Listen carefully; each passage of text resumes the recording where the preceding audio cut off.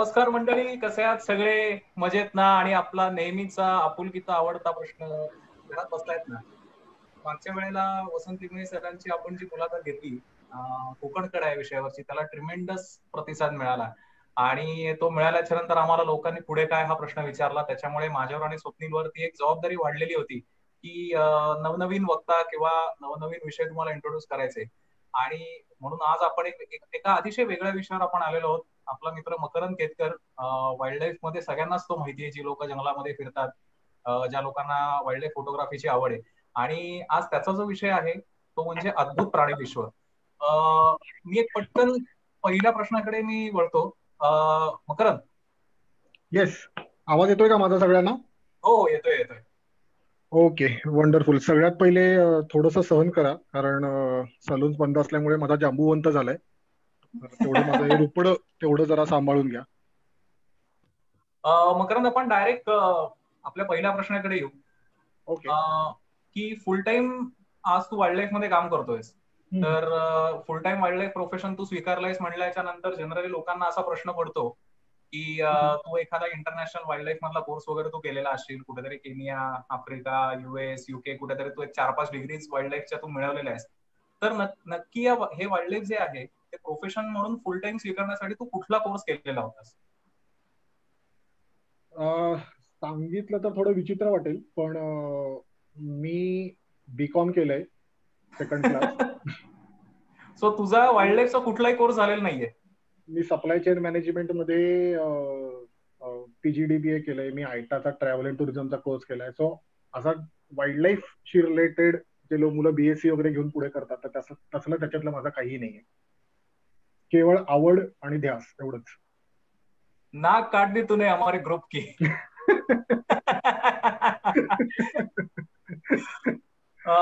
So थोडक्यात मकरंद, आम्हाला थोडीशी तुझी बॅकग्राऊंड जाणून घ्यायला आवडेल, कारण आज असे नवीन बरेच भटके आपल्याकडे आहेत की जे तुला पहिल्यांदाच लाईव्ह वर भेटत असतील. तर थोडंसं आम्हाला तुझ्याबद्दल सांग की तू कुठं बिलॉंग करतोस आणि तुझी थोडक्यात बॅकग्राऊंड काय? ओके. माझा जन्म मुलुंड शहरातला, पण फक्त म्हणजे जन्म तिकडचा आणि लगेच उचलून परत ठाण्यामध्ये आणलं. आणि बालपण ठाण्यामध्येच. माझी शाळा शिवसमर्थ विद्यालय, कॉलेज ज्ञानसाधना कॉलेज. आणि सगळे इनिशियल मित्र परिवार सगळा ठाण्यातला, म्हणजे रादर मी तेव्हा ठाण्याच्या बाहेर फारसा कधी भटकलेलो नव्हतो. आणि लहानपणापासूनच एकतर आम्ही ज्या भागामध्ये राहायचो तो सगळा कोपरी एरिया होता. म्हणजे अजूनही तिथे घर आहे माझं. आता जरी मी पुण्यात असलो तरी ठाण्याला घर आहे. आणि तिकडे खाडी आहे, आणि खाडीला खूप पक्षी बघायला मिळायचे, अनेकदा साप बघायला मिळायचे. सो तसा थोडासा तो आउटस्कट्स एरिया असल्यामुळे बऱ्यापैकी प्राणी पक्षी बघायला मिळायचे. घराच्या मागे एक छान मळा होता त्यावेळेला, सो त्याच्यात विहीर होती, मग त्यात मासे होते. सो माझं जन्मजात जे कुतूहल होतं प्राणी पक्ष्यांबद्दल, सो त्याला पूरक अशी परिस्थिती आजूबाजूला होती. अगदीच जर का समजा मी एखाद्या दादर सारख्या ठिकाणी राहत असतो तर फक्त कबुतर आणि कावळे ते सोडून कदाचित मला दुसरं काही दिसलं नसतं. पण थँकफुली मी त्या भागात असल्यामुळे माझ्या कुतूहलाला खतपाणी घालू शकेल असा परिसर, हॅबिटॅट आजूबाजूला होता. जो प्राण्या पक्ष्यांबद्दल माहिती असलेली जाणकार मंडळी कधी आयुष्यात आली नाहीत, लहानपणी म्हणा किंवा अगदी कॉलेजला जाईपर्यंत. पण एक होतं की माझ्या आईला आणि बाबांना जाणीव होती, माझ्या आजोबांना पण जाणीव होती की ह्याला प्राण्या पक्ष्यांमध्ये खूप जास्त इंटरेस्ट आहे. कारण चित्र काढ म्हटलं की मी हत्तीचं चित्र काढायचो, पुस्तकं आणून दे म्हटलं की मग टार्झनची पुस्तकं आणून दे, किंवा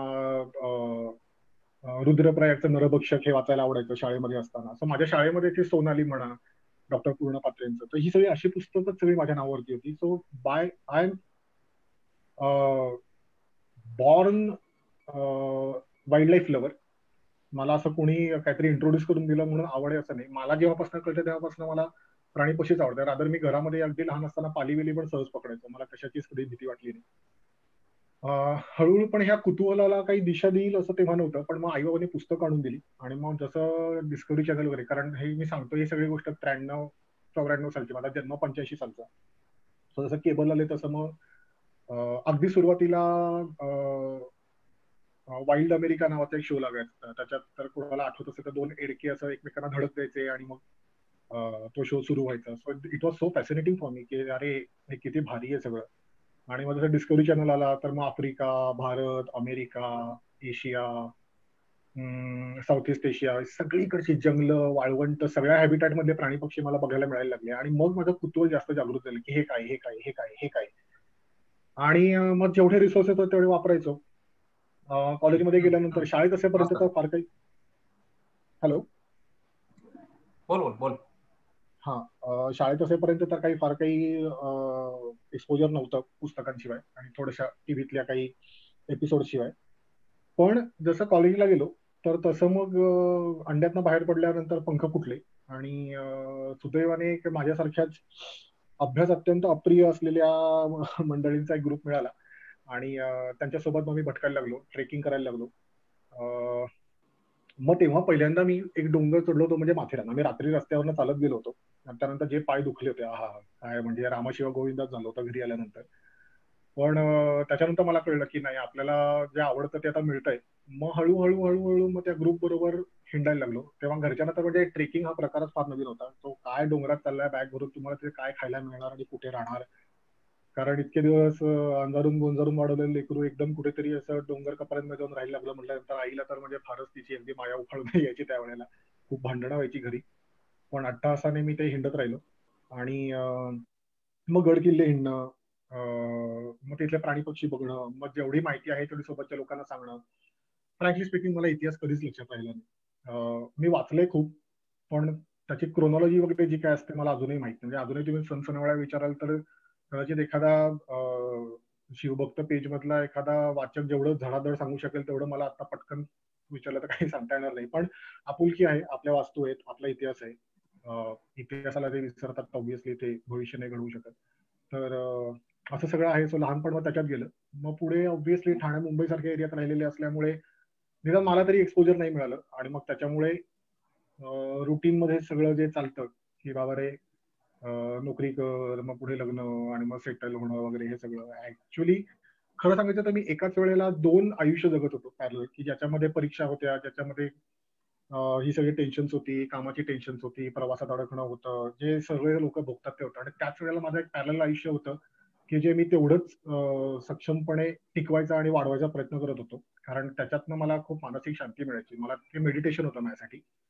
आणि रादर मी माझा पहिला जॉब तर महाप्याला होता, रिलायन्समध्ये. 6 महिनेच केला मी तो, अगदी 2006ला ग्रॅज्युएट झाल्या. आणि रिलायन्स एनर्जीचं कॉल सेंटर होतं, सो मी तिकडे काम करायचो 6 महिने. आणि मग नंतर आयटाचा कोर्स केल्यानंतर तर लेजिट म्हणजे अगदी व्यवस्थित एनसीआर कॉर्पोरेशन म्हणून आहे पवईला, जे तेव्हा होतं. सो विंचेस्टर बिल्डिंग, त्याच्या समोरची ती टेकडी, म्हणजे इतके आठवडे आहेत त्याच्यासोबत. कारण जेव्हा संधी मिळेल तेव्हा मी त्या टेकडीवर जाऊन भटकायचो, ब्रेक मिळाला की. पण ओव्हरऑल हे चालू असताना मग अंगात जी उर्मी होती, अंगात कुठेतरी ती खाज, किडा म्हणतो ना, तर समविचारी मित्र भेटत जातात. तर तसं मग त्यातनं काही मित्र भेटले. मग आम्ही ती दुर्ग सखा एक संस्था सुरू केली. आणि मग त्यातनं आदिवासी विद्यार्थ्यांना मदत करणं, गड किल्ले स्वच्छ करणं, लोकांना एज्युकेट करणं, हे सगळं हळूहळू सुरू केलं. 2011ला लग्न झालं. आणि त्यावेळी माझी जी मनस्वी स्वभाव होता माझा, की मला थोडस कोणी समजून घेतलं तर मग मला त्याला काय म्हणतात, त्याच्यासाठी जान नौछावर करणे, कभी मैं आगे पीछे नहीं देखूंगा.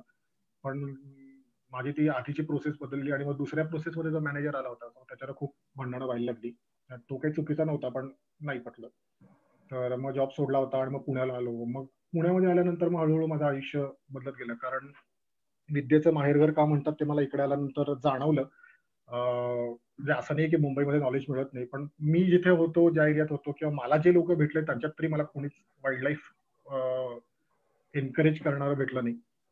अगदी 1-2 जण होते. एक मला तो पटवर्धन माहितीये, फक्त ठाण्यातला होतो त्यावेळेला, बहुतेक मुंग्यांवर काही इन्सेक्ट्सवर काम करत होता, पण तोही असा काही फार अप्रोचेबल नव्हता माझ्यासाठी. तो अशा सगळ्या गोष्टी होत्या. पण पुण्याला आल्यानंतर मात्र मला अगदी गल्लोगल्ली, म्हणजे दर 2 बिल्डिंग नंतर बर्ड वॉचर्स भेटायला लागले. रादर मी आता मध्ये मागच्या वर्षी कानाला एक ग्रुप घेऊन गेलो होतो. तर मी ज्या पद्धतीने त्या ड्रायव्हरला सांगत मकरंद होतो. मकरंद मकरंद हा, फक्त आपल्याला कमेंट्स येतात की माईक थोडासा तू जवळ पकड, कारण तुझा आवाज खूप कमी येतोय, किंवा थोडासा आता मोठा येतोय? येतोय. आता हा, येतोय का? Okay okay.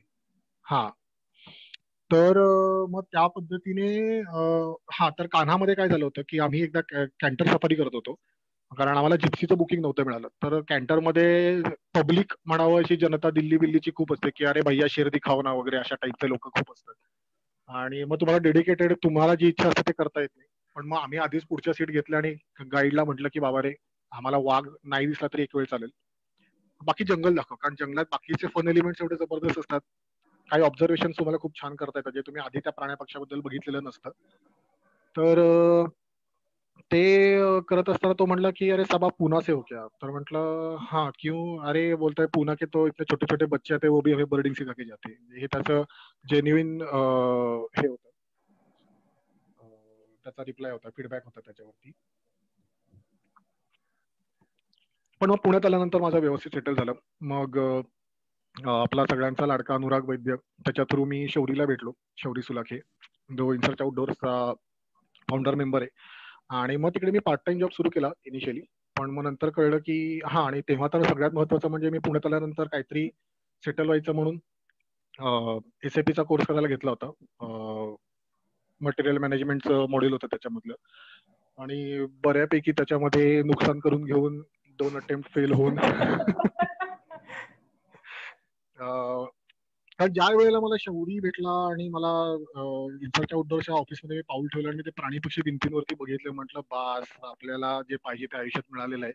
15 वर्ष उशिरा का होईना पण मकरंद, अपने को अजून मंजिल मिल अजून गई है. फक्त मकरंद, हा तुझा माईक जो आहे ना त्याच्यातनं तू खूप जवळ धरल्यामुळे थोडी खरखर येते. म्हणजे जी लोक हेडफोन घालून बसले कदाचित त्यांना थोडासा त्रास होऊ शकतो. थोडासा अंतरावर धर आणि मोठ्याने बोल म्हणजे व्यवस्थित येईल ऐकायला. एक मिनिट कानाला लटकवून बघतो, एका फिक्स जागी ठेवला तर कदाचित. आता येतोय का नीट? मोठ्याने थोडंसं बोलून बघ बरं. हा आता येतोय का नीट? ओके. पुढे समजा नाही. जर आपल्याला अशा काही कमेंट्स आल्या की समजा जर ऐकायला येत नाही तर आपण चेंज करू शकतो. आता बोलू हो शकतो. हो, इंडिड इंडिड इंडिड प्रयत्न करू. शेवटी आता काय हा सगळा जुगाडच आहे. करावं लागेल. ओके. बस मग त्याच्यानंतर 2013ला मी इन्सर्च सोबत काम सुरू केलं आणि नाव आर डुईंग वेल. आता तर आम्ही इंटरनॅशनल टूर्स वगैरे पण खूप चांगल्या करतोय. सो प्राणी पक्षी बघणं, भटकणं माझी जी आत्म कळकळीची इच्छा होती की मला त्या विश्वामध्येच राहायचंय, तर आता मी पूर्ण समाधानी आहे. हा, ओके. आणि इन द मीन व्हाईल तर म्हणजे काय म्हणजे फेसबुकवर माझं लिखाण बघून अनेकांनी माझं नाव पेपरांना सजेस्ट केलं. तर मग सकाळ लोकमतमध्ये माझी एक मोठी सिरीज झाली, सामनामध्ये माझी एक सिरीज झाली. आता साप्ताहिक सकाळमध्ये सध्या चालू आहे. दुसरं वर्ष आहे माझं. मागच्या वर्षी एक 52 लेखांची मालिका लिहिली. आता हे दुसरं वर्ष आता चालू आहे. ओके. तो मकरंद, आता ही जी तुझी तू पूर्ण बॅकग्राऊंड सांगितलीस तर त्याच्यामध्ये आपल्याला हे लक्षात येते की सुरुवातीला तू काही जे ट्रेक होतेस ते तू सह्याद्रीमध्ये फिरलास आणि त्याच्यानंतर तू वाईल्ड लाईफ कडे तू वळालास. हा. तर तुझ्या सांगपणे बोलण्यावरून असं लक्षात येते की कुठलाही वाईल्ड लाईफ समजा तुम्हाला जर बघायचा असेल तर त्यासाठी निरीक्षण शक्ती लागते. हम्म, हम्म, सांगपणे कुठलाही तुम्हाला वाईल्ड लाईफ मधलं काही बघायचं असेल तर हम्म, तर हम्म. सुरुवातीला तू जेव्हा जंगलात जात होतास तर तेव्हाच म्हणजे पहिल्या तुझ्या जंगल सफारीचा तू अनुभव सांग. कुठला आहे तो आणि त्याच्यानंतर ही निरीक्षण शक्ती तू कशी डेव्हलप केलीस? ओके. एक असं आहे की तुम्हाला जर का वाईल्ड लाईफ बघायचं असेल तर तुमच्या डोळ्याला बघण्यापेक्षा शोधण्याची सवय लागली पाहिजे. सगळं आजूबाजूला असतं, फक्त तुम्हाला ते हुडकून काढता आलं पाहिजे. त्यासाठी तुमचे डोळे तयार व्हायला पाहिजे, तुमचे कान तयार व्हायला पाहिजे, तुमचं नाक तयार व्हायला पाहिजे. आणि ही ऑनगोईंग प्रोसेस आहे. हे म्हणजे आज मला जेवढं कळतंय तेवढंच मला 5 वर्षापूर्वी कळत होतं असं अजिबात नाहीये. मला रादर 5 वर्षानंतर अजून मला त्याला खूप जास्त कळत असेल जर का मी परसिस्टंटली ह्या प्रॅक्टिसेस फॉलो केल्या. पहिली सफारी म्हणशील तर ठाण्याच्या माझ्या मित्रमंडळींसोबत मी ताडोबाची सफारी केली होती आणि तो अनुभव तर म्हणजे कायच्या काहीच होता. याचं कारण असं आहे, आम्ही जेव्हा ट्रेनमध्ये होतो तर त्यावेळेला आम्हाला दुसरा एक मित्र भेटला आणि तो आय गेस पेनचिला का कुठेतरी चाललेला होता. तर त्याला तर त्याने सांगितले, म्हणजे त्याने शुभवार्ताच सांगितली की अरे ताडोबामध्ये संप सुरू झालाय आणि सगळे सफारीचे रूट्स बंद केले. तर मग आमची फाटलीच. म्हणजे म्हटलं अरे आता काय करायचं एवढं. आणि तेव्हा मी वर्ध्यापर्यंत पोहोचलेलो होतो.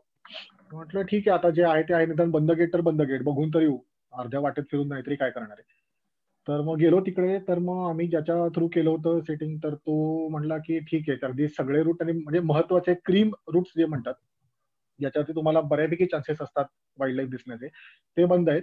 पण आजूबाजूचे बफर झोन मधले म्हण किंवा तसे फार ग्लॅमर नसलेले रूट्स त्यांनी ओपन ठेवलेले आहेत. आम्ही म्हटलं ठीक आहे, घेऊया चान्स. आणि मग नाहीतरी काय, माझ्या पहिली सफारी होती आणि तेव्हा जे सगळ्यांच्याच बरोबर होतं तेच माझ्या बरोबर झालं, वाघ बघायचंय. म्हणजे तो इतका फॅसिनेटिंग प्राणी आहे. ज्या दिवशी तुम्ही वाघ बघाल ना त्या दिवशी तुम्हाला म्हणजे माझं तर स्पष्ट मत आहे, सिंह हा काही जंगलाचा राजा बिजा अजिबात नाही. सिंह हा अत्यंत मळकट गाणारडा प्राणी आहे माझ्या दृष्टीने. ज्याने वाघ बघितलाय तर त्याला येस, हा माझाच फोटो आहे, मीच काढलेला आहे. पहिल्या 3 सफारीला आम्हाला काही दिसलं नाही आणि माझी उत्कंठा इतकी शिगेला पोचली होती की अरे कधी दिसणार वाघ, कधी दिसणार वाघ. आणि मग आमचा दुर्ग सकाळचा अभिजित काळे होता सोबत, तर मग तो म्हणला की अरे एकदम मुंगूस आडवं गेलं लास्ट सफारीला, तर तो म्हणला अरे माझा विश्वास आहे की आता नक्की दिसणार. मी हसलो त्याला, म्हटलं असं कुठे काही असतं का वगैरे. आणि लास्ट सफारी शेवटची 15 मिनिटं राहिली आहेत आणि एका वॉटर होलला आम्ही होतो आणि वाघ येणार असे संकेत सगळे जंगलातले मिळत होते, अलार्म कॉल्स वगैरे. आणि तेव्हा ताडोबामध्ये सुमो किंवा प्रायव्हेट गाड्यांना अलाउड होतं, तिकीट काढून जायचं तुम्ही. तर एक सुमोवाला आला होता, नेमका हॉर्न वाजवला आणि मग ते सगळंच फिसकटलं आणि भयंकर चिडचिड झाली होती माझी. पण मग नंतर निघता निघता अगदी शेवटची एक 10-15 मिनिटं उरली असतील तर त्यावेळेला एका स्पॉटला समोर एक जिप्सी उभी होती, तर त्यांनी हात केला इकडे या म्हणून. आम्ही गेलो, तर त्या फोटोत तुम्ही जी बघितली तशी ती वाघाची मीटिंग पेअर चक्क बघायला मिळाली. आणि माझ्या ड्रायव्हरने आणि गाईडने पण ती 10 वर्षानंतर बघितली होती तेव्हा मीटिंग पेअर अशी. तो सब्र का फल मिठा होता है. आणि तो कुठला रे शाहरुख खानचा पिक्चर, त्याच्यामध्ये डायलॉग ओम शांती ओम मधला की कोई भी चीज को पूरे दिल से चाहो तो पुरी कायनात तुम्ही उसे मिलाने में जुट जाती है. तर तसं तो काहीसा झालं माझ्याबरोबर, वाघ दिसला. पण त्याच्यानंतर वाघाचं ग्लॅमर संपलं. म्हणजे मग त्याच्यानंतर मग मी फोकस केलं की हा येस, आता आपल्याला बाकीचं वाईल्ड लाईफ पण बघायचंय. तर मग मला बरेच दिसायला लागलं. म्हणजे मग मला घराच्या समोरच्या पिंपळावरती येणारे पक्षी दिसायला लागले, कारण पिंपळाला जेव्हा फ्रुटिंग असतं तर त्यावेळेला जत्रा येते पक्ष्यांची. सो वटवाघुळं यायची, ज्याला फ्लाइंग फॉक्स म्हणतात, मोठी वटवाघुळं. तर ती यायची रात्री, दिवसा पक्षी यायचे,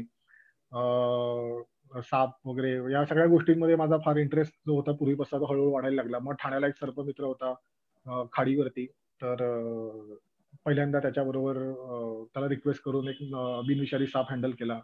मग कळलं की अरे हा ठीक आहे, इट्स ओके, एवढं काही फार घाबरण्याचं कारण नाहीये. कारण जाणकार मंडळींच्या हाताखाली घेतलेलं ज्ञान कधीही जास्त चांगलं असतं, स्वतःहून काहीतरी उगाचच प्रयोग करण्यापेक्षा. ते मला एक चांगलं त्यातनं मिळालं नॉलेज. आणि मग निरीक्षणातच मला सगळं दिसलं. मग मी अधिक चांगल्या पद्धतीने हिंडायला लागलो. मग तेव्हा नाही तोपर्यंत मी मकरंद, ठाण्यातच आपण होतो. कारण आपण एकदा गप्पा मारताना असं तू कारण 2 पक्ष्यांची मला वैशिष्ट्य सांगितलेली होतीस, एक म्हणजे खाटी हम्म, हम्म, आणि दुसरा म्हणजे सँडग्रुज. आणि मला हम्म, खूप फॅसिनेट करणारं तुझं ते निरीक्षण वाटलं, तर त्याबद्दल आपल्या लोकांना थोडंसं सांग की खाटीक आणि सँडग्रुज यांचं नक्की काय वैशिष्ट्य आहे आणि ओके, तू हे निरीक्षण पहिल्यांदा कधी केलंस? ओके. माझं एक सांगतो की मला फोटोग्राफीची अजिबात हौस नाही. म्हणजे मी एसएलआर कॅमेरा वगैरे मला अनुश्रीने घेऊन दिला, पण समहाऊ हातात दुर्बीण घेणंच मला जास्त आवडतं. ते सेटिंग करणं आणि त्याच्यामध्ये मग अजून चांगला फोटो कसा येईल, अजून चांगला फोटो कसा येईल याच्यात गुंतून पडण्यापेक्षा समोरच्या पक्षाने काय काय ऍक्टिव्हिटी केल्या हे डोक्यात रेकॉर्ड करणं मला जास्त आवडतं. तर त्याच्यामुळे माझ्याकडे स्वतः काढलेले फोटो खूप कमी आहेत. मोस्टली इतरांनी काढलेले किंवा मग नेटवरनं काढलेले फोटो रादर आपल्या प्रेझेंटेशन मध्ये पण आहेत. तर हा तो खाटीक पक्षी आहे. आपल्याकडे बेबॅक श्राईक, लॉंगटेल श्राईक, इंग्लिश मध्ये श्राईक म्हणतात त्याला, आणि इंडियन ग्रे श्राईक, आणि मग काही मायग्रेटरी श्राईक्स पण येतात आपल्याकडे. त्या सगळ्यांची एकच सवय आहे, शिकारी पक्षी आहेत. पण शिकारी पक्षी म्हटलं की आपल्याला गरुड किंवा असे घार असे मोठेच पक्षी डोळ्यासमोर येतात, ससाणा वगैरे, फाल्कन. तर हा एक छोटा शिकारी पक्षी आहे. तर ह्याची सवय अशी आहे की पकडलेलं भक्ष्य काटेरी, अगदी कुंपण असेल तारेचं, बार्ब वायर जी असते फेन्सिंगला लावतात, तर ती सुद्धा त्याला चालते. पण काटेरी झाडांची त्याचं खूप सख्य आहे. त्याच्यामुळे जिथे काटेरी झाडं आहेत त्या तिकडे हा पक्षी बऱ्यापैकी दिसतो. तो टोचून ठेवायचं पकडलेलं जे काही आहे त्या काट्याला, आणि मग त्याचं फाडून फाडून खायचं. म्हणजे खाटीक जसा मटणाच्या दुकानामध्ये टांगलेल्या बोकडाचे तुकडे काढून विकतो, तर तसा हा करतो. त्याचं अजून एक वैशिष्ट्य म्हणजे याचा नर जो आहे, तर तो नर फिमेलला जेव्हा मेटिंग सीझन असतो तर त्यावेळेला अट्रॅक्ट करण्यासाठी झाडावरती बऱ्याच मोठ्या प्रमाणात असे प्राणी टोचून ठेवतो. याचं कारण असं आहे की ज्या नराची शक्ती जास्त आहे असे प्राणी गोळा करण्याची, भक्ष्य गोळा करण्याची, तर तो नर आपल्या पिल्लांना जास्त फीड फीड करू शकेल, जास्त अन्न पुरवू शकेल. हे साधं त्याच्या मागे लॉजिक आहे जे फिमेल वापरते.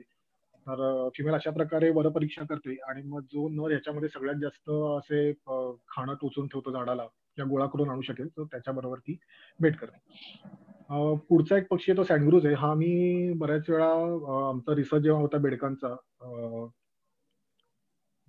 ग्रासलँड मधले अॅम्फिबियन्स, तर मयुरेश्वर अभयारण्य सुप्याजवळचं, सासवडच्या इथलं, आणि रेहकुरी करमाळ्याजवळचं. तर इकडे आम्ही हिंडताना मी हे पखुर्डी याला म्हणतात लोकल लोकांच्या भाषेमध्ये. तर ह्या पखुर्ड्या मी पाण्यामध्ये अशा बसलेल्या बऱ्याच वेळा बघितल्या. ऑफकोर्स हा गुगलवरचा फोटो आहे, पण बघितलेला आहे. तर ह्याचं वैशिष्ट्य असं आहे की तुम्ही त्याचा रंग जर बघितला तर मातकट रंगाचा पक्षी आहे. हे पक्षी इतके बेमालूम कॅमोफ्लॉज होऊन बसतात की त्या पिवळ्या गवतात जर का बसला असेल, तुम्ही जवळ जाईपर्यंत हा कळत नाही. ट्रेकर्सना माहिती असेल, ते बुशक्वेल्स, छोटे छोटे तितर पक्षी जे असतात, तर ते अनेकदा किल्ल्यांवरती हिंडत असतात आणि तुम्ही जवळ गेलात की फरकन आवाज करून एकदम उडून जातात, दचकवतात. तर काहीसं या पखोडीचं तसंच आहे. ती बसलेली असेल तर कळत नाही आणि जवळ गेलं की एकदम उडून जाते. तर ह्यांचे पिल्लं जी आहेत तर ते हे जमिनीवर अंडी घालतात. ही काही घरटी वगैरे झाडावर घरटं करत नाही, जमिनीवर अंडी घालतात. आणि पिल्लांना उष्णता खूप असते, तर त्याच्यामुळे पिल्लांना पाणी पाजायला लागतं. तर छातीची पिसं पाण्यामध्ये बुडवतात आणि त्यांच्या छातीच्या पिसांचं टेक्स्चर हे काहीसं स्पंज सारखं असतं. त्याच्यात ते पाणी शोषून घेतात ती पिसं, आणि मग तो पक्षी उडत जाऊन आपल्या पिल्लांवरती बसतो आणि मग पिल्लं त्या पिसांमधनं पाणी चोचीने ओढून घेतात आणि स्वतःची तहान भागवतात.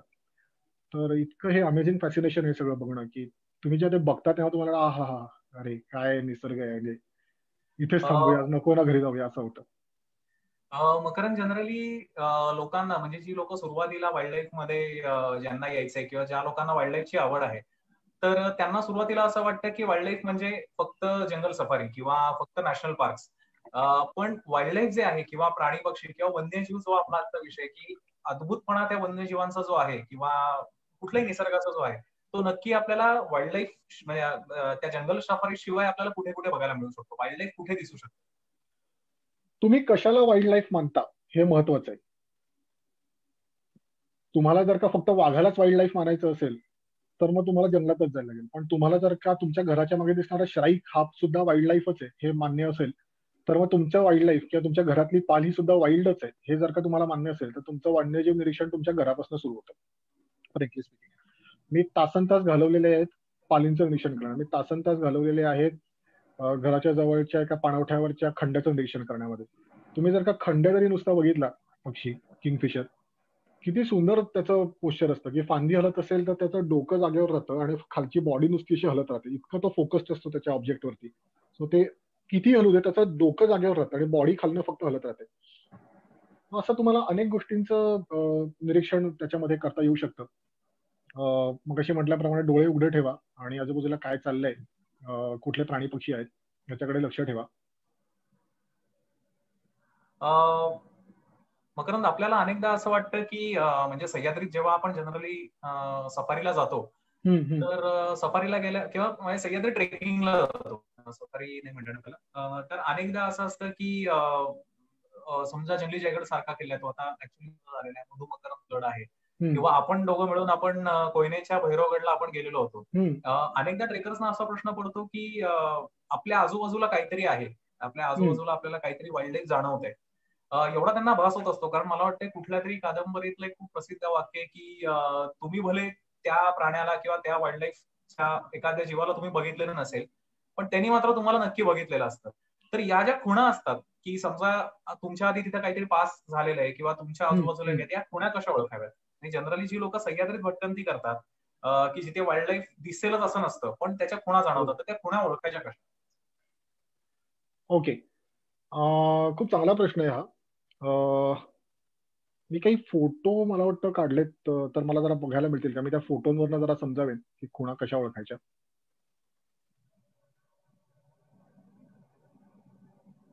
एक तर असतं की तुम्ही जेव्हा जंगलामध्ये जाता तर त्यावेळेला सगळ्यात आधी तुम्ही ज्याच्यावर चालताय ती पायवाट, त्या पायवाटेवरती काय काय पडलंय, ओके,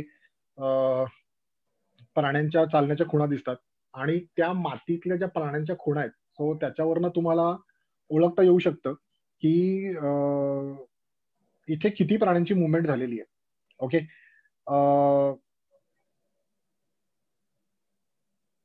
फॉर एक्झाम्पल आता त्याचं तर बिबट्या चालला असेल, समजा धूळ आहे, कारण त्यांची पाऊलखुणा धुळीतच उमटतात. सो जर का धुळीमध्ये पाऊलखुणा उमटलेल्या असतील बिबट्याच्या, तर त्या पाऊलखुणेकडे बघून, त्या पंजाच्या त्या ठशाकडे बघून तुम्हाला अंदाज आला पाहिजे की इथून हा प्राणी किती वेळ आधी गेलेला आहे. ओके.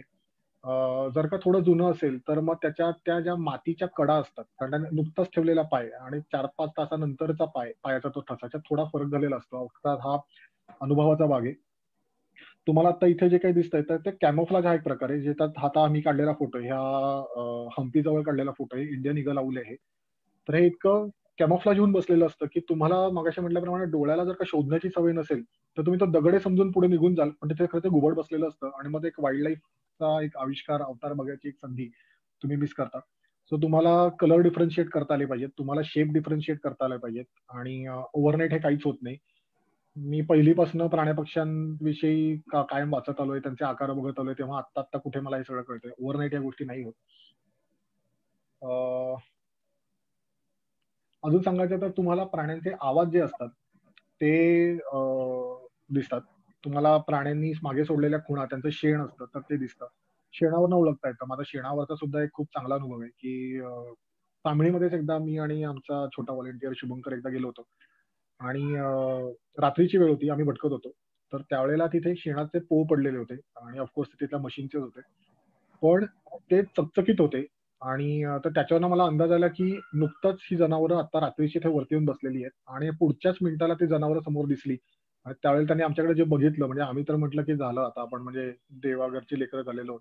पण कसं बसा आवाज काढून आम्ही तिकडनं पळालो. नाहीतर ते म्हशी कारण खूप रेम्या डोक्याचे असतात, डायरेक्ट अंगावर चार्ज करतात. मागे मागे तरी यायला लागतात. तर ते ह्या खुणा ज्या आहेत त्यातनं तुम्हाला चटकन अंदाज आला पाहिजे की पुढे काय आहे. पाचोळ्यात प्राण्यांचे जे आवाज उमटतात चालण्याचे, तर ते फार महत्वाचे आहेत आवाज. किती लांब आहे, किती फास्ट चालतोय, किती जोरात पाचोळा चुरडला जातोय, याच्यावरनं तुम्हाला अंदाज येऊ शकतो. कारण अनेकदा नुसतं काहीतरी आवाज आला म्हणजे लोक घाबरून उठतात. मी स्वतः बघितलेलं की अरे काहीतरी आवाज येतोय, पण ते खरं तर जंगली कोंबडी चालत असते. तर हे अनुभव तुम्हाला एक्सपिरियन्स म्हणजे हिंडून हिंडूनच येतात. त्याला असं काही टेक्स्टबुक नाहीये त्याला तुम्हाला समजवायला की हे कसं आहे. हे तुम्हाला स्वतः जंगलाला जेव्हा तुम्ही स्वतःला समर्पित कराल, खुदी गई तभी खुदाई आई असं जे म्हणतात, तर तसं आहे ते. स्वतःचं सगळं मी पण बाजूला ठेवून तुम्ही जंगलात जाल तेव्हा तुम्हाला हे सगळं अनुभवायला मिळतं आणि शिकायला मिळतं. मकरंद, आपण एकदा मला वाटते कोकणामध्ये आपण सिंधुदुर्गच्या ट्रेकला मला वाटते गेलेलो होतो. तर त्याला तू एक किस्सा सांगितलेला होतास तुझ्या आंबा घाटातल्या मला वाटतं एका ट्रेकचा. एकदा मला वाटते तुझी बहुतेक फील्ड ट्रिप होती आणि त्या फील्ड ट्रिप मध्ये एक अतिशय थरारक क्षण तू अनुभवला होतास. एक अतिशय वेगळा तू किस्सा सांगितलेला होतास. मला तुला माहिती मी कुठल्या किस्स्याबद्दल बोलतोय. तर हा जो तुझ्या आयुष्यात घडलेला एक थरारक किस्सा आहे तो आपल्या लोकांना सांगावा, कारण आपला मित्र सचिन धायगुडे यांनी आता तोच प्रश्न विचारलाय की असा एखादा थरारक किस्सा तू आम्हाला ऐकायला मिळेल.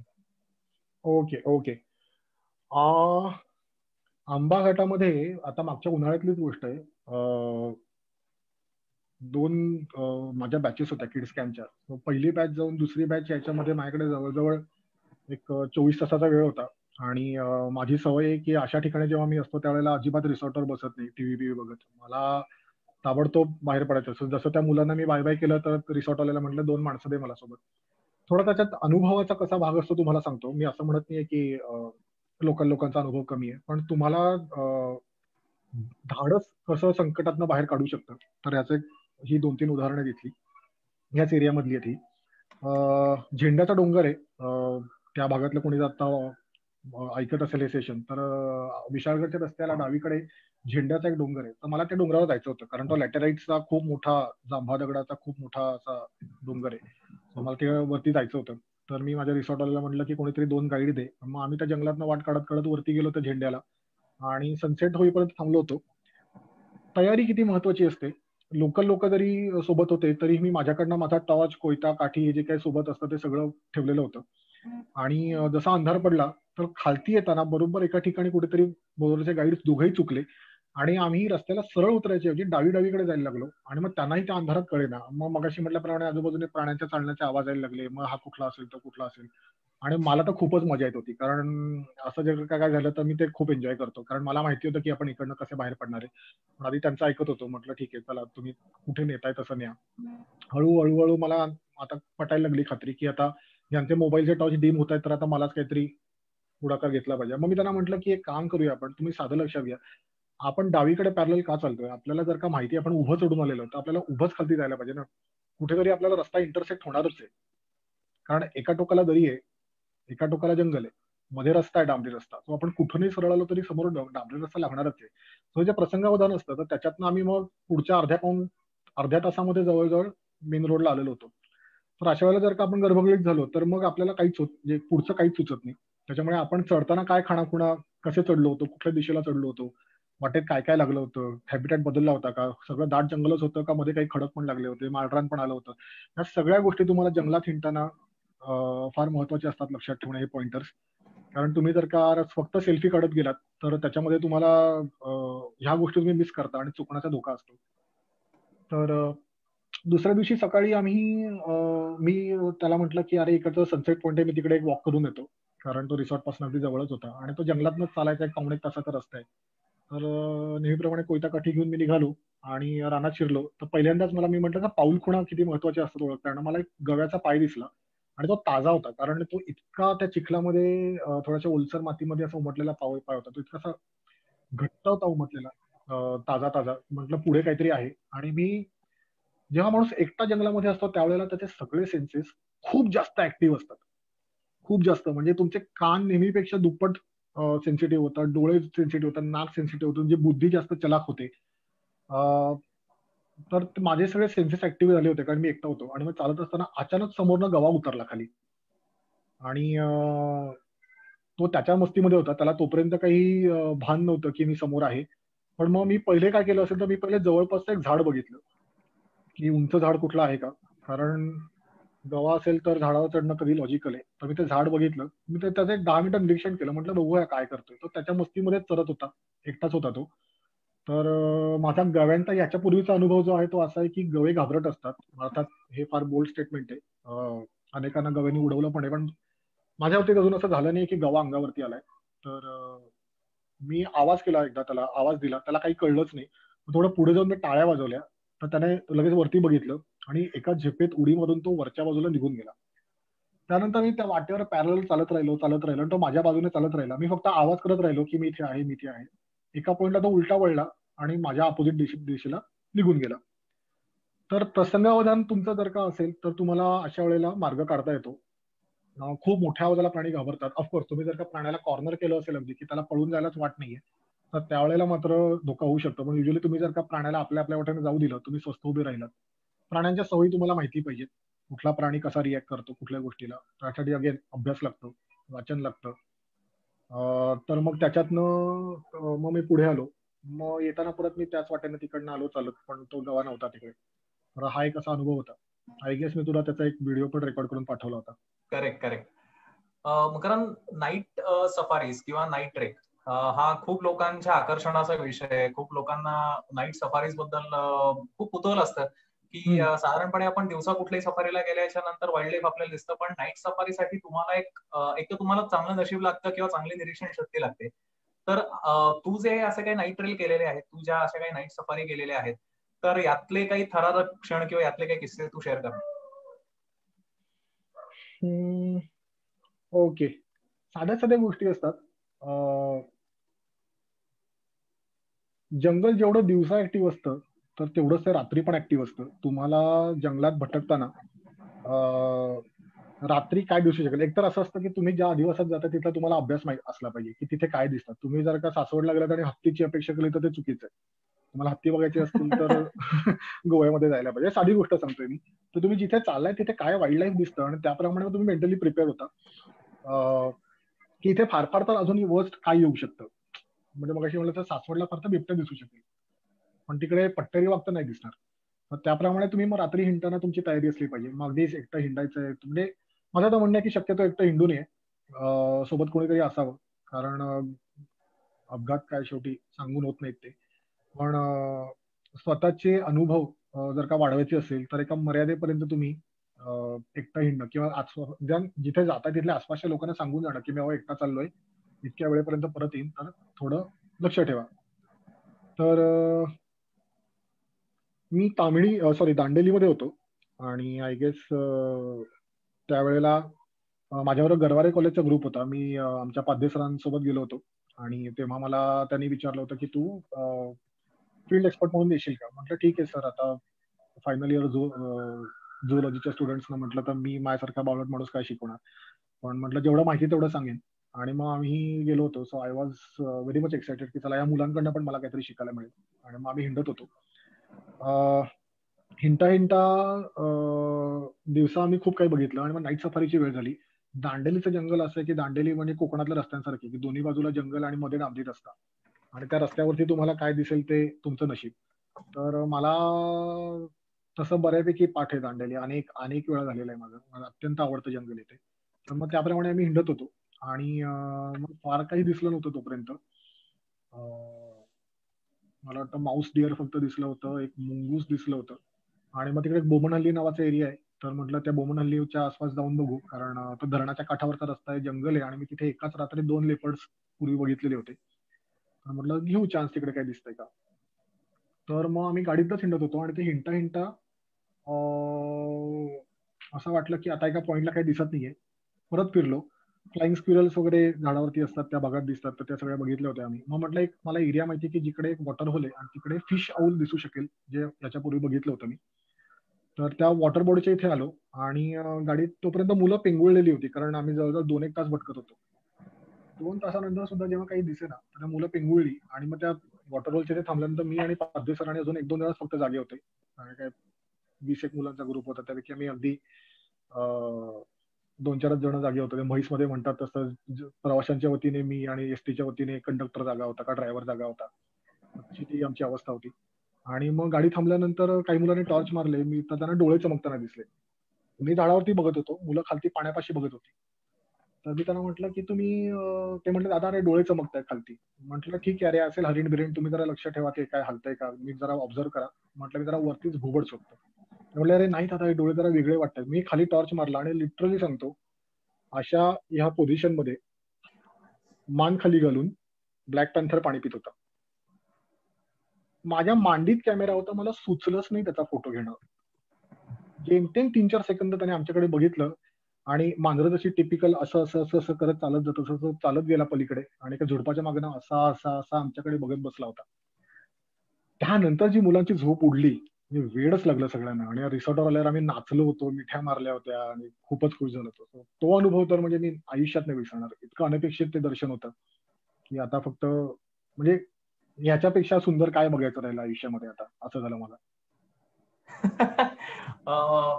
मकरंद, या संदर्भातला तुझा एक दाजीपूरचा सुद्धा एक्सपिरियन्स आहे, जो आपण अनेकदा शेअर केलेला आहे. एक असाच एक कठीण प्रसंगातनं तू गेलेला होतास. तोही अनुभव थोडक्यात सांगितलास तर मजा येईल.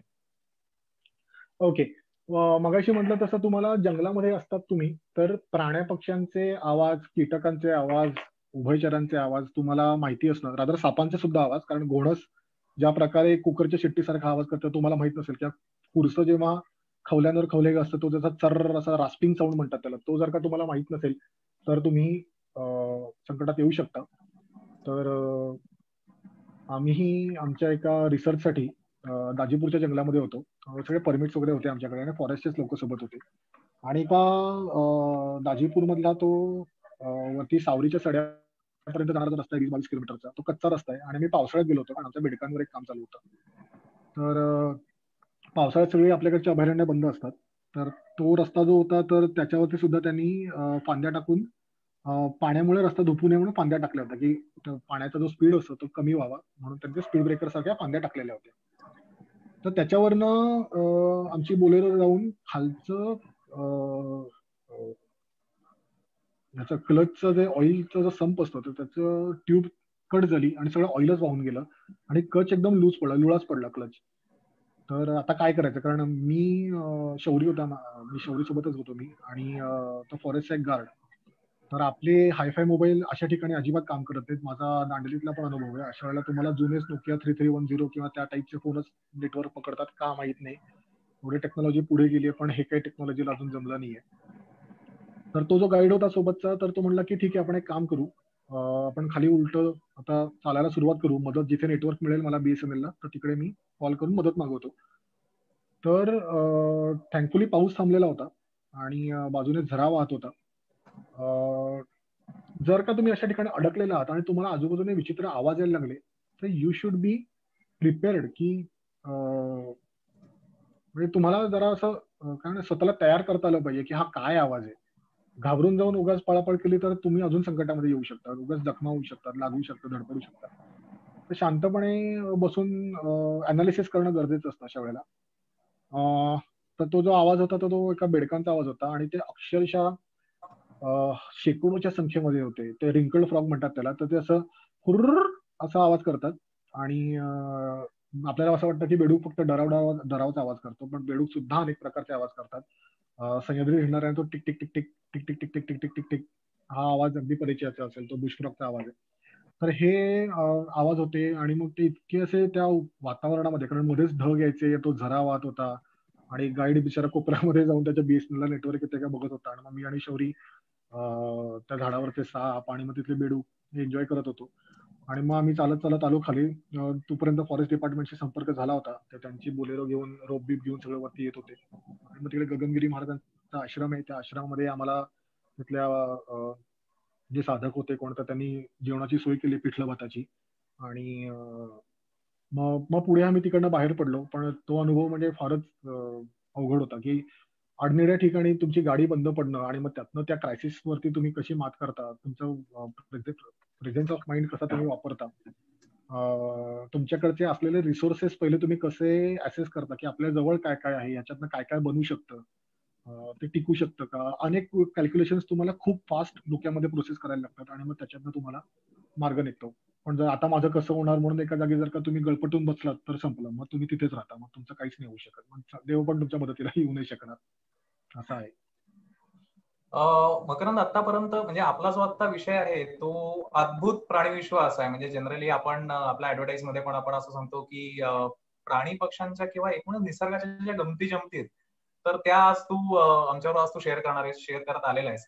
ऍक्च्युली मला असं वाटलं की आतापर्यंत आपली चर्चा झाली त्याच्यामध्ये प्रामुख्याने आपण अशा प्राण्यांबद्दल बोललो किंवा पक्ष्यांबद्दल बोललो की जे जनरली डोळ्यांना पटकन दिसू शकतात. पण निसर्गामध्ये असे काही घटक असू शकतात की जे खूप सूक्ष्म आहेत, की जे जनरली त्याला खूप वेगळी निरीक्षण शक्ती डेव्हलप करावी लागते. तर सुरुवातीच्या काळामध्ये तुझी अशी काही निरीक्षणं झालेली होती आणि तू अजूनही त्या करतोस. तर हे जे सूक्ष्म जीव जे कुठले आहेत किंवा पटकन ज्या गोष्टी आपल्या डोळ्याला दिसू शकत नाही पण ज्या आवर्जून बघण्यासारख्या असतात, अशा काही गोष्टींचे आम्हाला काही अनुभव किंवा त्यांची थोडक्यात माहिती दिलीस तर बरं होईल. ओके. आता ह्याच्यामध्ये असं आहे की रोजच्या पाण्यातल्या गोष्टी ज्या आहेत त्या अतिपरिचयात अवज्ञा असं जे आपल्याकडे म्हणतो, तर ते रोजच्या पाण्यातल्या असल्यामुळे आपण इग्नोर करतो, पण त्यांच्यात पण किती छान ऍक्टिव्हिटी त्यांची ऑब्झर्व करण्यासारखी असते. मगाशी एक फोटो होता ज्याच्यामध्ये 2 स्लग्स मेट करत होते.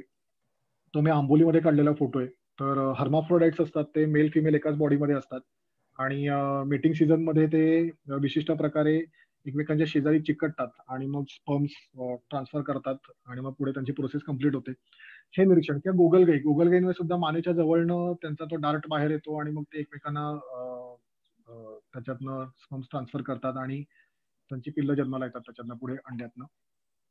आता हा जो फोटो दिसतोय तुम्हाला, ही आहे पॅरासिटाइड वास्प. अत्यंत काय म्हणतात त्याला, सुंदर कीटक आहे हा. याची लाईफस्टाईल, याची रिप्रोडक्शनची सिस्टीम खूप फॅसिनेटिंग आहे. मी याला अनेक वेळा ह्याच्यात खूप फरक आहेत बेसिकली. काही स्पायडरवरती फीड करतात, काही वास्प आहेत त्या नागतोड्यांवरती करतात, काही झुरळांवरती. फीड म्हणण्यापेक्षा त्यात रिप्रोडक्शनसाठी त्यांच्या या भक्ष्याचा वापर करतात. त्या स्वतः तर परागकण वगैरे खातात त्यातल्या अनेक जाती. तर ही माशी काय करते, ही माशी नागतोडा किंवा झुरळ याला पकडून त्याला विशिष्ट पद्धतीने दंश करते आणि त्याला बधीर करते. सो त्याच्यामुळे त्याचे पंख निकामी होतात. मग ती त्याला घेऊन तिचं जे खणलेलं बीळ असतं, तर त्या बिळामध्ये त्याला घेऊन जाते आणि त्याला बरोबर अशा पद्धतीने डंख मारते की त्याचे हातपाय वगैरे सगळे हलणं बंद होतात. पण ते मरत नाही, ते पॅरालाइज होऊन जातात. मग ती त्याच्या अंगावरती आपलं अंड घालते आणि बाहेर येते, बिळाच्या तोंडावरती एक दगड ठेवते आणि तिकडनं निघून जाते. आता तिचं काम झालेलं असतं. याच्या पुढचं जे आहे काम, ते तिचं त्या अंड्यातनं बाहेर येणारा जो लार्वा आहे तो करतो. तो लार्वा जो आहे तो त्या स्वप्नील मागची स्लाइड असते. तो लार्वा जो आहे तर तो त्या अळीला हळूहळू पहिले बाहेरनं फिरून ऍसेस करतो त्या कीटकाला, झुरळ म्हणूया आपण. आणि मग त्याला भोग पडून त्याच्या आतमध्ये जातो आणि आतमधनं त्याला हळूहळू हळूहळू खात राहतो आणि अशा पद्धतीने खातो की ते 10-12 दिवस काय त्याचा जो काही पिरियड आहे तर तेवढा दिवस ते जिवंत राहील. आणि मी असं वाचल्याचं मला आठवतंय की ह्या पिरियडमध्ये तो लार्वा त्याच्या बॉडीतनं असे काही सिक्रिशन्स रिलीज करतो की त्या आतमधल्या ज्या जखमा आहेत त्यांना बॅक्टेरियल इन्फेक्शन होत नाही, ती जखम सडत नाही, ती जखम तशीच ताजी राहते. हे किती अद्भुत आहे की आपल्याला आपलं अन्न ताजं राहावं म्हणून आपण काय काय प्रकार उपयोग हे करतो, प्रयोग करत असतो आणि इकडे निसर्गाने ही पद्धत कधीच शोधलेली आहे. तर मग ते लार्वा त्या झुरळाला खात राहतो आतमधनं आणि सगळ्यात शेवटी त्याची नर्वस सिस्टीम आणि फुफ्फुसं खातो, कारण ते सगळ्यात इम्पॉर्टंट आहे, कारण त्याच्याशिवाय अं, काय म्हणतात हार्ट वगैरे जे महत्वाचे अवयव आहेत ते सगळ्यात शेवटी खाल्ले जातात. आणि मग ते झुरळ मरतं, मग तो आतमध्ये कोश विणतो आणि मग त्या कोशातनं तो पुन्हा अशी मोठी माशी दगड बाजूला करते त्या बिळाचा आणि बाहेर येऊन उडून जाते. असं त्यांचं ते सायकल कम्प्लीट होतं.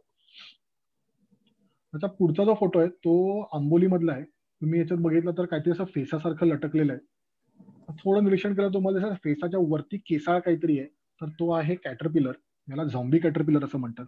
याच्या आधीच्या उदाहरणात जी माशी होती जशी झुरळावरती किंवा नाकतोड्यावरती स्वतःचं रिप्रोडक्शन करणारी होती, तसा हा जो कॅटरपिलर आहे ह्याला पण कुठल्या तरी अशाच एका पॅरासिटाइड वासने बधीर केलेलं आहे. ती त्याच्या बधीर करून त्याला इंजेक्ट करून त्याच्या अंगामध्ये स्वतःची अंडी घालते आणि त्याचे जे लार्वे आहेत ते त्याच्या आतमध्ये राहिल्या जेव्हा अंड्यातनं बाहेर येतात तेव्हा त्या सुरवंटाला आज्ञा देतात की तू फीड करत राहा. ते त्याला आतमधनं काहीच खात नाही. तो जे काही फीड करतोय त्यातनं जे न्यूट्रिशन मिळतंय ते स्वतः खात राहतात. आणि मग हळूहळू हळूहळू जेव्हा त्यांची फायनल स्टेज जवळ यायला लागते त्यावेळेस त्याच्या बॉडीला भोग पाडून ते बाहेर येतात, पण तेही त्याला कुठलंही डॅमेज न करता बाहेर येताना असे त्याला केमिकल सिग्नल सोडतात की त्याला ते इन्स्ट्रक्ट करतात की आता तुझा जो कोश विणण्याचा जो धागा आहे तो तू स्वतः भोवती विणू नकोस, तो आता आमच्या भोवती विण. आणि मग त्या लार्वाने तो जो काही विणलेला आहे तो कोश तो जो तुम्हाला बल्ब सारखं लटकलेलं दिसतंय त्याच्या आतमध्ये त्या माशीच्या मेटामॉर्फोसिसच्या स्टेजमध्ये असलेल्या अळ्या आहेत. आणि मग जर का तुम्ही ह्याला टच केलं, जसं आम्ही त्याला टच करून दाखवलं सोबत जे पार्टिसिपंट होते तर त्याने लगेच त्या काठीला दंश करायचा प्रयत्न केला. तर जोपर्यंत ते बाहेर येत नाही तोपर्यंत बरोबर प्रिसाइसली तो जिवंत राहतो आणि त्याच्यानंतर तो मरतो. बाजूच्याच फांदीवरती असाच एक मेलेला सुरवंट होता लटकलेला आणि त्याच्यातनं तसा कोश उघडा करून बाहेर उडून गेलेल्या माशा होत्या. सो हे जर का मला नॉलेज नसतं तर मी त्या जंगलाचा आनंद घेऊ शकलो नसतो. अरे हा ठीक आहे काहीतरी लटकलं होतं पांढरा एवढं म्हणून तो विषय मी सोडून दिला असता.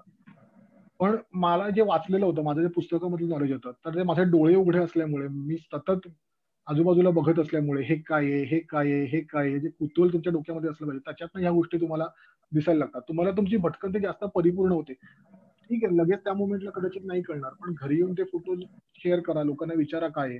पुढच्या वेळेला तर कधीतरी दिसलं तुम्हाला कामाला येईल ते नॉलेज, आनंद घेता येईल त्या गोष्टीचा. ओंकार. मकरंद, जंगलात जरी तू फिरत असशील म्हणजे जंगल सफारी किंवा एकूणच वाईल्ड लाईफ हा तुझा अत्यंत जिव्हाळ्याचा विषय आहे, पण त्याच्यापेक्षाही अत्यंत एक तुझा जिव्हाळ्याचा विषय म्हणजे साप. आणि तो एक उत्तम सर्प अभ्यासक म्हणून तू आज लोकांना माहिती आहेस, तर तू बेसिकली सापांकडे कसा वळालास, स्नेक हँडलिंगकडे कसा वळालास, आणि सगळ्यात महत्वाचा आपल्या भटक्यांना पडलेला प्रश्न असा आहे की अनेकदा सह्याद्रीमध्ये फिरताना अनेक प्रकारचे साप आपल्याला दिसतात.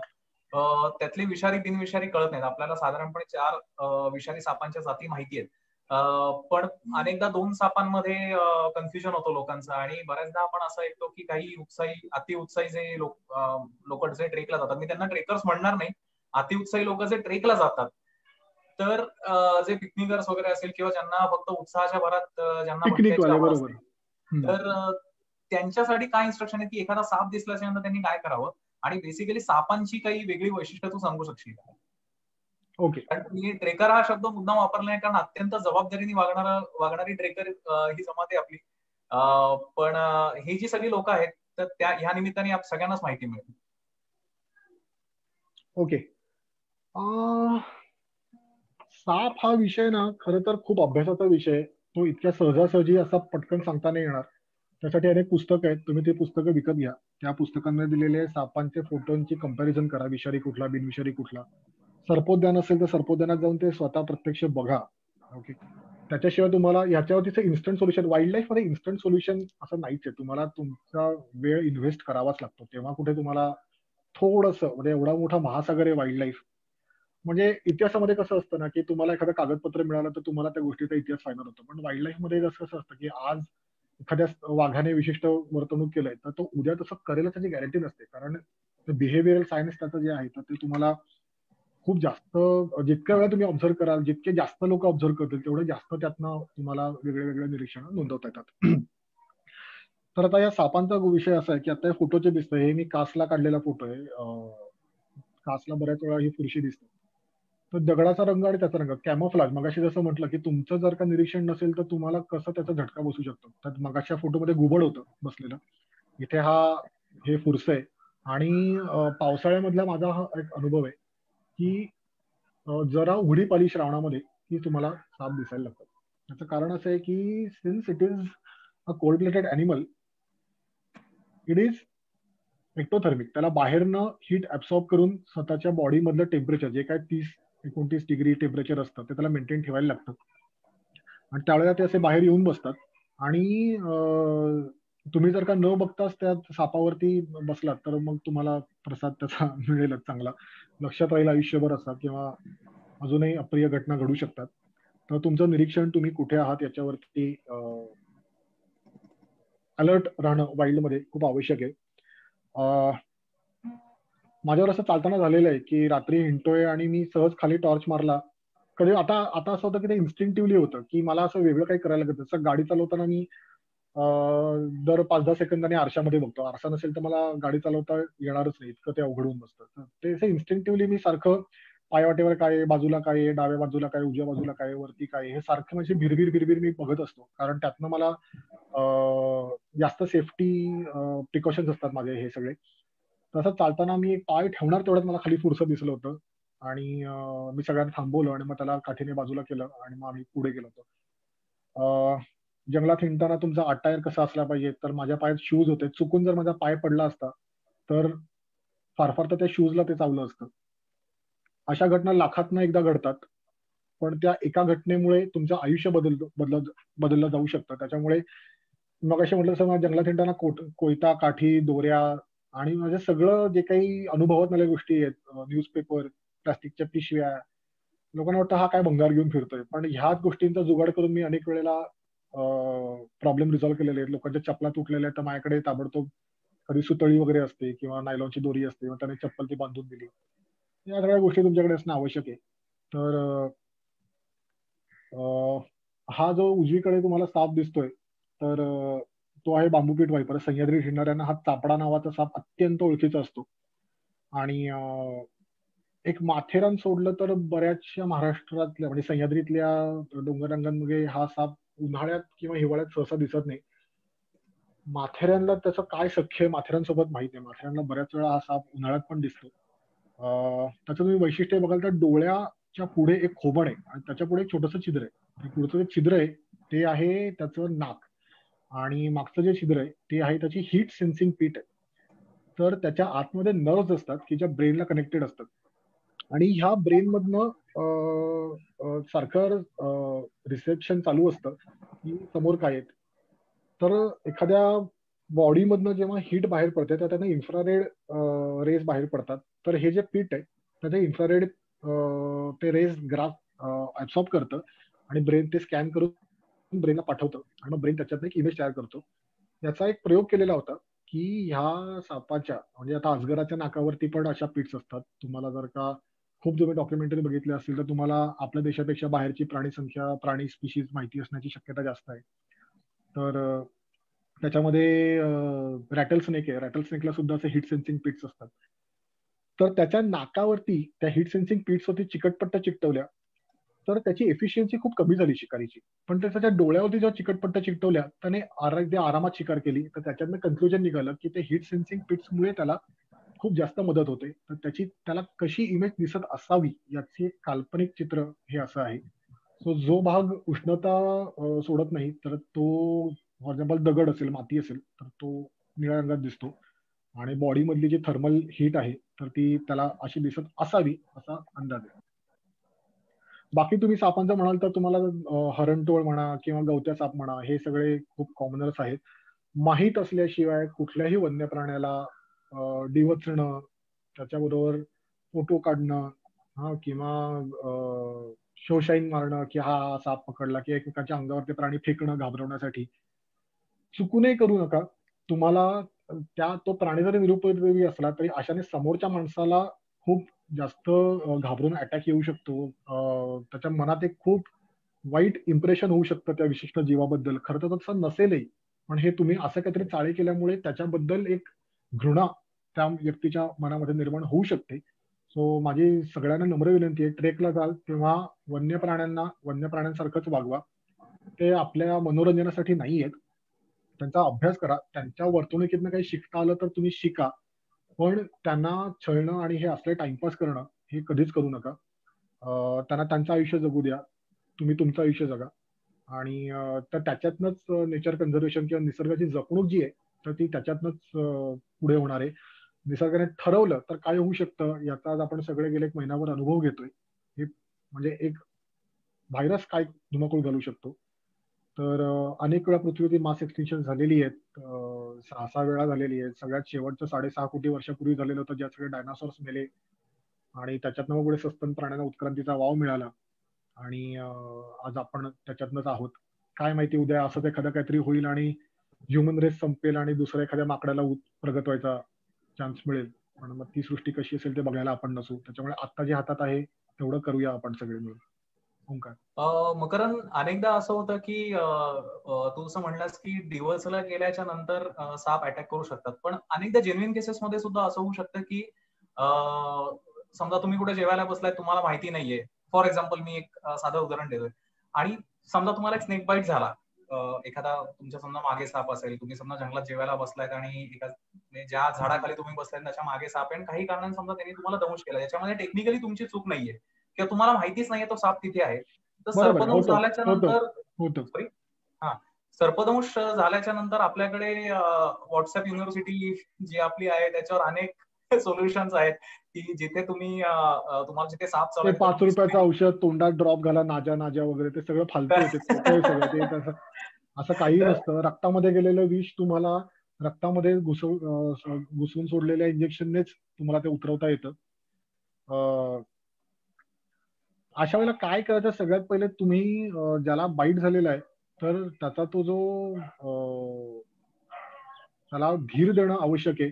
कुठल्याही प्रकारची आवळपट्टी वगैरे बांधू नका, कारण टॉर्निकेट बांधणं हे वर्ल्ड हेल्थ ऑर्गनायझेशनने सजेस्ट केलेलं आहे की ते चुकीच्या पद्धतीने बांधलं गेलं आणि खरोखर जर का विषारी सापाचा दोष झालेला असेल तर तिकडेच ते विष सगळं साकळतं आणि मग जी वाचण्याची शक्यता आहे तर तिथे त्या विषाचा परिणाम जास्त डबल होऊन it acts like a bomb. आतमध्ये ते सगळे असे फुटत जातात, असे बॉम्ब सारखं ते सगळं आतमध्ये सगळे डिझॉल्व्ह होत जातात तुमचे टिश्यूज, आणि जे रिकव्हर होण्याची शक्यता आहे ती शक्यता मंदावत जाते. त्यामुळे टॉर्निकेट बांधू नका.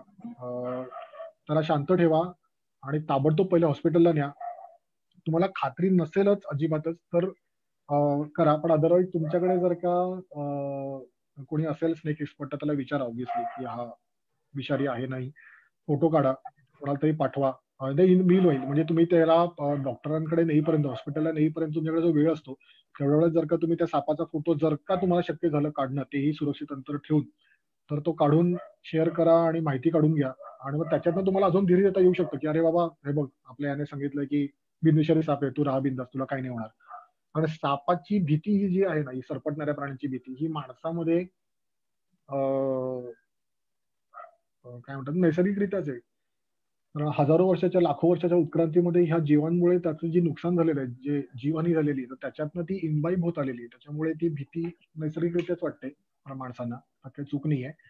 पण त्याच्यावरती ही जी सोल्युशन्स आहेत ती तुम्ही जर का फॉलो केली तर डॉक्टर सोडून दुसरे कुठलेही उपचार, कोंबड्या लावणं, तुरट्या लावणं किंवा झाडपाला खायला घालणं, धुरी देणं, म्हटलं काही करायचं नाही. You are just wasting time. त्याच्यातनं हातात निष्पन्न काही होणार नाही. डॉक्टरकडे न्या. बिनविषारी असला, आणि म्हणजे बिनविषारी असला तर चांगलंच आहे, पण तो जर का विषारी असेल तर तुम्ही ह्या मधल्या वेळेत जर का त्याला पटकन नेलं डॉक्टरांकडे तर त्याचा जीव वाचू शकतो. आणि सापाच्या विषावरती प्रतिविष, अँटीवेनिन हे एकच सोल्युशन आहे, त्याला दुसरं काही सोल्युशन नाहीये माझ्या माहितीत तरी, ऑब्व्हियसली. मकरंद, सापांसारखा अजून एक खूप कुतूहलाचा विषय जो आपल्या ट्रेकर्स मध्ये आहे. ओंकार, मी एक सजेस्ट हा, करून येते की अशा वेळेला तुम्ही जेव्हा वाईल्ड मध्ये असता तर त्यावेळेला धडामकन एखाद्या दगडावर किंवा पाचोळ्यामध्ये बसण्याच्या आधी तुम्ही हातात, मी मगाशी म्हटलं की कोयता काठी माझ्याकडे का असते, तर त्या काठीने मी आधी पालापाचोळा बाजूला करतो, ते खाली काय आहे का बघतो आणि मगच त्या जागेवरती बसतो. कारण तुम्ही जर का बसला तर सापाची चूक काहीच नाहीये.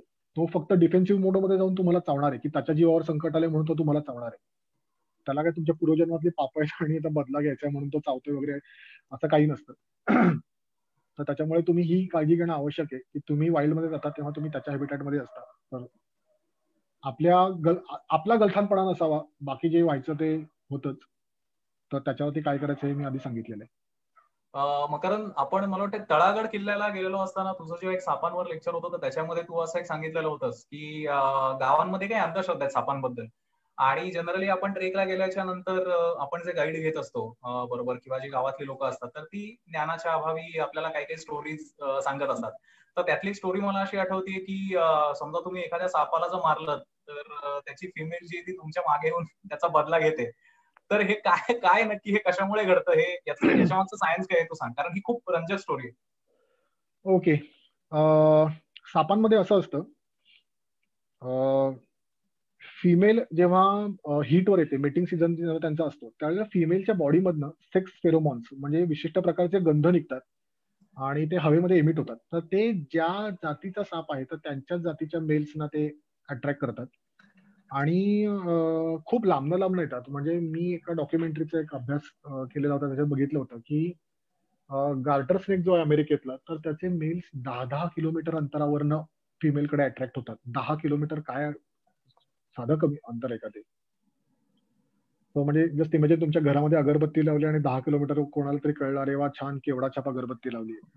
इतकं ते की काय लेव्हलला निसर्गामध्ये इव्हॉल्युशन झालंय ते आपल्याला याच्यातनं कळतं. तर ते तिकडे अट्रॅक्ट होतात आणि अशी फिमेल, हीटवर असलेली फिमेल जर का तुम्ही मारली आणि ती तुम्ही तुमच्या घराच्या परसामध्ये टाकून दिली किंवा तिला ज्या काठीने मारलंय ती काठी जर का घरातच ठेवलेली असेल तर तिला तो वास राहतो आणि त्या वासाकडे अट्रॅक्ट होऊन नरसाप तिकडे येत राहतात. त्यांना माहित नसतं फिमेल मेली आहे, त्यांच्यासाठी ती जिवंतच आहे, पण ते तिकडे येऊन भरकडत राहतात, मग कुठे गेली कुठे गेली, आणि मग आपल्याला असं वाटतं की एक साप मारला आणि मग 7 साप आले. तर ही त्याच्या मागचं सायन्स खरं हे असं आहे. मकरंद, आता सापानंतर एक खूप आकर्षणाचा कुतूहलाचा विषय म्हणजे पक्षी. साधारणपणे ट्रेकमध्ये आपल्याला अनेक पक्षी दिसतात. स्पेसिफिकली आपल्याला म्हणजे गरुड असेल किंवा पॅराडाईज फ्लाय कॅचर असेल, किंवा ट्रेकर्सना जनरली सगळ्यात आवडता जो पक्षी आहे तो म्हणजे धनेश किंवा हॉर्नबिल. तर याच्याबद्दल तू काहीतरी सांग, आणि हॉर्नबिल सोडून पण बाकी कुठल्या पक्ष्यांची जर काही एक वैशिष्ट्यपूर्ण तुला जर माहिती देता येईल तर ती दे.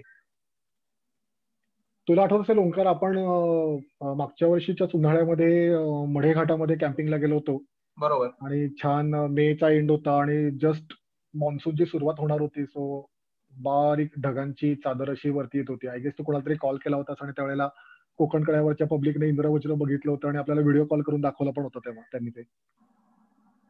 तर त्याच वेळेला त्या दरीतनं मोठा धनेश, ग्रेट हॉर्नबिल अचानक उडत आपल्या समोर आला आणि आपल्याला असं झालं होतं की अरे हा हा, काय स्वर्ग आहे. आणि मग तो दरीतनं त्याचा जो असा टॉंग टॉंग असा मोठे आवाज काढत होता, ते फारच म्हणजे त्याच्यावर हाच अनुभव अनेक ट्रेकर्सने घेतला असेल कदाचित, म्हणून हा पक्षी खूप जास्त प्रसिद्ध आहे. एक तर तो खूप ह्यूज आहे, त्याचा तुम्ही जर का साईज बघितला तर पुढच्या स्लाइड मध्ये त्याचा साईज आहे, तुम्ही त्याचा साईज बघू शकता. प्रचंड मोठा पक्षी आहे हा.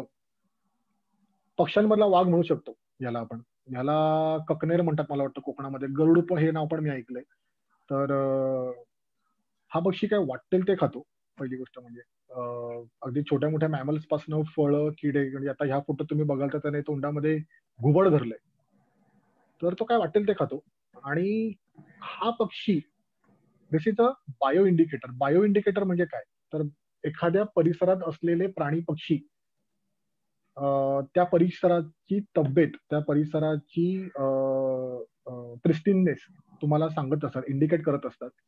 फॉर एक्झाम्पल आता हा हॉर्नबिल तुम्हाला पुणे शहरात कोथरूडमध्ये किंवा मुंबईमध्ये कुठेतरी वेलेपार्ल्यामध्ये अजिबात दिसणार नाही. त्याला ज्या पद्धतीचा हॅबिटॅट लागतो, ज्या पद्धतीची झाडं लागतात, ज्या पद्धतीचं डायव्हर्सिटी लागते फूड मधली, ती त्याला शहरात नाही मिळू शकत. त्याच्यामुळे शहरात तुम्हाला काय दिसेल, घारी दिसतील, मैना दिसेल, कबूतर दिसतील, ज्यांनी त्या प्रदूषणाशी, तिथल्या त्या उकिरड्यावरच्या अन्नाशी, खरकट्या अन्नाशी जुळवून घेतलेलं आहे.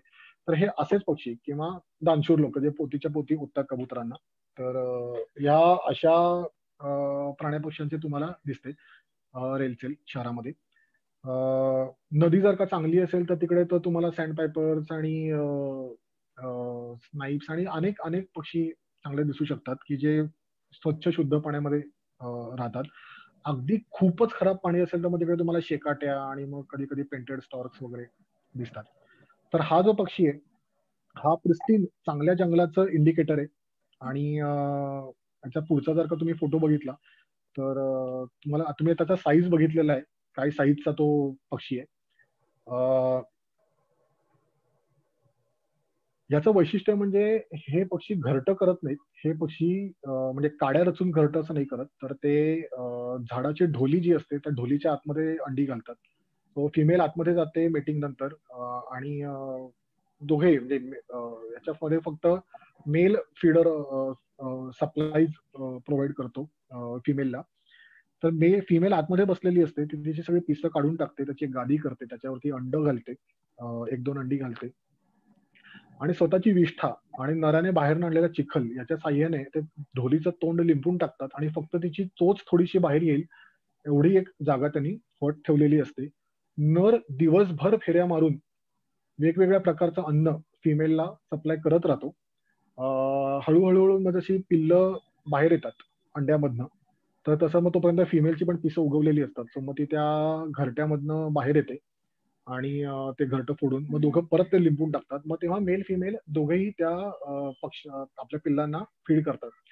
आता ह्याच्यामध्ये कॅच असा आहे की जर का फिमेल आतमध्ये आहे, पिल्लं आतमध्ये आहे आणि हा नर जर का तुम्ही खाण्यासाठी किंवा जसं नॉर्थ ईस्ट मध्ये त्याची चोच जी आहे ती टोपीवरती सजवतात, शिंग, त्याचं शिंग आहे ते लावतात, कास्ट जी आहे वरची ती, तर मारली तर फिमेल म्हणजे नर तर मेलाच, पण त्याच्यासोबत आतमध्ये असलेली फिमेल घरट्यातली आणि ती पिल्लं तेही मरतात उपासमारीने. त्यामुळे किती फ्रॅजाईल आहे इकोसिस्टीम ही, हे आपल्याला याच्यातून लक्षात येतं. अनेक वेळा तर असंही ऑब्झर्व झालेलं आहे की इतक्या फेऱ्या मारून जर का नर सक्षम नसेल, काही आजार झाला असेल, त्याला साथीचा एखादा असा आजार पक्ष्यांमध्ये आलेला असेल, तर या फेऱ्या मारताना दमून नर मरतात. अशी काही ऑब्झर्वेशन आहेत. पण ऑफकोर्स ते नॅचरल आहे, त्याच्यात तुम्ही काही करू शकत नाही. पण तुम्ही मुद्दामून जाऊन तिकडे काहीतरी डिस्टर्ब करणं हे लॉजिकल नाहीये. आपल्याला खायला शहरामध्ये कोंबड्या बकऱ्या खूप आहेत, तर त्याच्यामुळे तुमच्या ओळखीत जर का कोणी खेडेगावांमध्ये असे असतील कोकणामधले शिकारी, तर त्यांना प्लीज सांगा. हे पक्षी बेसिकली का महत्वाचे, they are called farmers of the forest. कारण बियांचा प्रसार करणं हे ते करत असतात. कारण ते इतक्या प्रकारच्या बिया खातात, फळं खातात की त्यांच्या विष्ठेमधनं त्या जंगलात सगळीकडे त्या बिया पसरत असतात. तर त्याच्यामधनं त्यांचा जंगलाची वाढ चांगली होत असते. आणि आपल्या परीने जी अशी खूप मोठी चेन आहे त्या जंगलाला मेंटेन ठेवले, तर त्याच्यातला ही एक लूप आहे. जर हा पक्षी गेला तर काय होईल, तर कदाचित आता इमिजिएट त्याचे परिणाम नाही जाणार कारण बाकीचे स्पीशीज आहेत, पण अशा एक एक स्पीशीज जर जात राहिल्या तर त्याच्यातनं लॉंग टर्म मध्ये याचे दुष्परिणाम दिसू शकतात. त्याच्यात मी उदाहरण सांगतोय, खेकड्याचं उदाहरण आहे. मी ऐकलं होतं की गोव्यामध्ये पूर्वी, सॉरी खेकड्याचं नाही, बेडकाचं उदाहरण, जे बुलफ्रॉग्स असतात शेतामध्ये, मोठे बेडूक शेणाच्या गोळ्यासारखे जे दिसतात घाणेरडे, तर त्यांचा खूप मोठा इकॉलॉजिकल रोल आहे. गोव्यामध्ये त्यांचे मागचे पाय कापून खाल्ले जातात. रादर माहित नाही आता, कदाचित खूप कमी झालं असेल, पण पूर्वी रेग्युलर त्यांना पकडून शेतामधनं त्यांचे पाय कापून ते एक्सपोर्टही केले जाते. त्यांना जम्पिंग चिकन असं नाव होतं. आणि ते इतक्या मोठ्या प्रमाणात मारले गेले की शेतातनं घराच्या आसपास असलेल्या वॉटर बॉडीच्या इकडनं ते सगळे बेडूक हद्दपार झाले.